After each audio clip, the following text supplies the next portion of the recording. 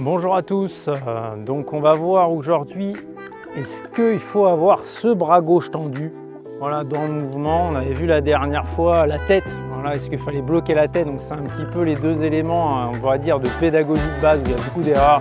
Est-ce que la tête doit être bloquée, comment elle fonctionne, ça on en a parlé sur la vidéo précédente et là on va voir est-ce qu'il faut avoir ce bras allongé et comment il fonctionne ce bras justement dans la prise d'élan. Et là c'est parti. Alors le bras gauche, vaste question. On voit c'est vrai que souvent les très bons joueurs avoir le bras gauche bien allongé tout le long du geste. Moi j'aime bien dire un bras allongé pourquoi pas, mais il doit être étendu, pas tendu. Déjà cette nuance elle est importante.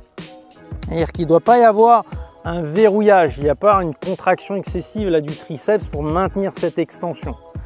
Déjà, on rappelle, allez voir ma vidéo sur le grip, si vous avez un grip de main gauche qui est un peu en paume, vous risquez d'avoir déjà le bras gauche qui ne va pas être allongé. Donc déjà faites attention à ce que votre grip de main gauche soit correct. Donc j'invite fortement à aller voir ma vidéo sur le grip. Je mettrai le lien en haut et puis on la mettra en description, ce lien vers cette vidéo. Donc comme d'hab, je vous le rappelle à chaque vidéo, n'hésitez pas à vous ajouter à mon groupe Facebook. Très intéressant parce que c'est du contenu assez complémentaire de ce que je fais sur la chaîne. Vous voyez un peu, on va voir d'autres choses, un peu sur l'état d'esprit, etc. C'est un peu de la discussion comme on fait là à l'heure actuelle. Aussi autre chose, comme vous devez le savoir maintenant, à force de vous le dire, j'ai mon programme d'accompagnement, donc où là je propose du coaching à distance.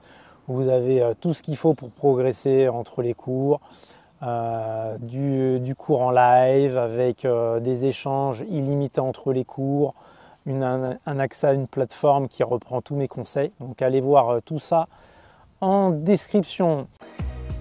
Donc ça, premier point. Déjà, vous voyez, si je suis ici, hop, le bras ne va pas être allongé. Hop, si j'ai une main gauche, comme on dit, plus forte, un peu plus tournée vers la droite pour le gaucher, ça va être plus facile de l'avoir allongé. On a dit aussi étendu, pas tendu, c'est-à-dire que là je réinsiste là-dessus, vous voyez, pas en hyper extension contractée, allongé, il ne doit pas y avoir tension, ça doit rester ballant.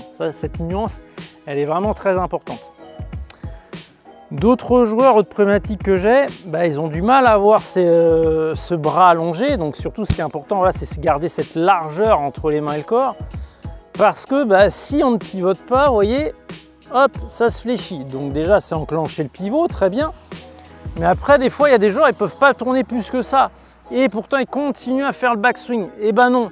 Là, si vous ne pouvez pas tourner plus que ça, vous ne cherchez pas à aller plus loin au niveau des bras et des mains.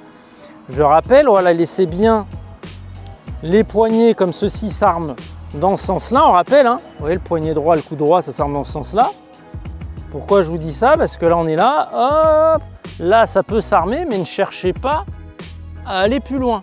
Vous voyez, on peut avoir un backswing assez court ici, avec les mains à hauteur de poitrine, voire même en dessous, sans chercher à aller plus loin. Si vous ne pouvez pas aller plus loin que ça, en raison de souplesse, de problèmes d'épaule, j'en sais rien, n'y allez pas plus. Souvent, l'erreur, voilà, ce qui fait que vous avez des bras pas assez allongés dans votre backswing, c'est lié à cette erreur-là.